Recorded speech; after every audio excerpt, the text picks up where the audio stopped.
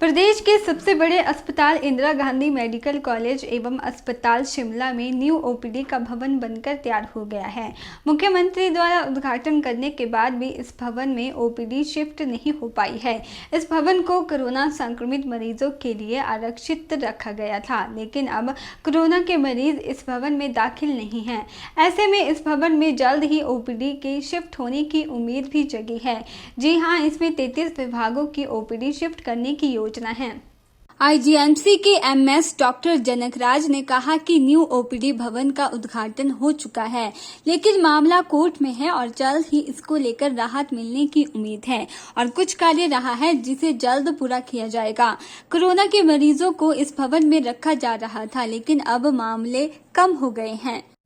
रही OPD new OPD block के शुरू करने की बात, तो केवल उद्घाटन कर देने से चीजें जो है वो सुचारू रूप से चल पाए ऐसा नहीं होता है। बहुत सारी अन्य चीजों को भी कर पाना जो वो जरूरी होता है।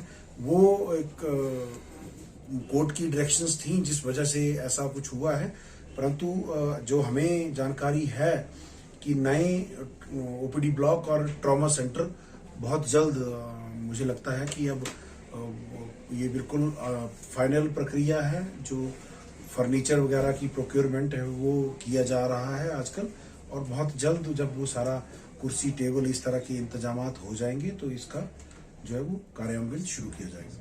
ये प्रदेश सरकार और केंद्र सरकार के समन्वय से और प्रदेश सरकार के सौजन्य से चलाई जा रही स्वास्थ्य योजनाएं, जिसमें हिमकेयर और आयुष्मान भारत, इन योजनाओं को इस अस्पताल में शुरुआत से ही, लॉन्चिंग के समय से ही यहाँ पे कार्यान्वित किया गया। और हमें ये बताते हुए खुशी हो रही है कि अभी तक लगभग 1 लाख के करीब मरीजों का भिन्न भिन्न योजनाओं के तहत इलाज किया जा चुका है, और जिस पर अरबों रुपया प्रदेश सरकार और केंद्र सरकार के द्वारा अभी तक उस पर व्यय किया गया है। इसके अतिरिक्त इस संस्थान में बहुत सारी अन्य चीजें जैसे सहारा योजना, सम्मान योजना, रीनल ट्रांसप्लांट, इस तरह की चीजों को भी यहाँ पर शुरू किया गया है।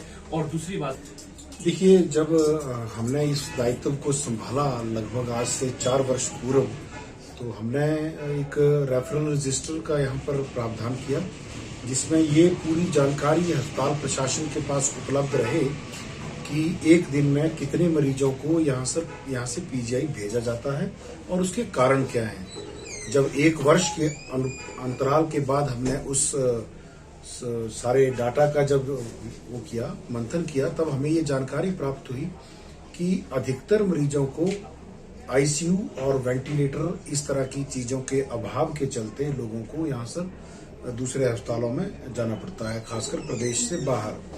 तो वैसी स्थिति ना हो, इस पर हमने विचार किया और सरकार के समक्ष इस स्थिति को जब पेश किया, तो हमें प्रत्येक वार्ड में 2-2 हाई डिपेंडेंसी बेड्स, जिसमें वेंटिलेटर और सारी मॉनिटरिंग का प्रावधान हो, उसको बनाने की इजाजत और जो है वो अनुशंसा सरकार के द्वारा की गई। ओपीडी के शिफ्ट होने के बाद मरीजों को टेस्ट के लिए ज्यादा दूरी पर मेडिकल कॉलेज नहीं जाना पड़ेगा।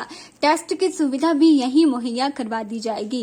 के चैनल के लिए शिमला से पुष्पिंदर कुमार की रिपोर्ट।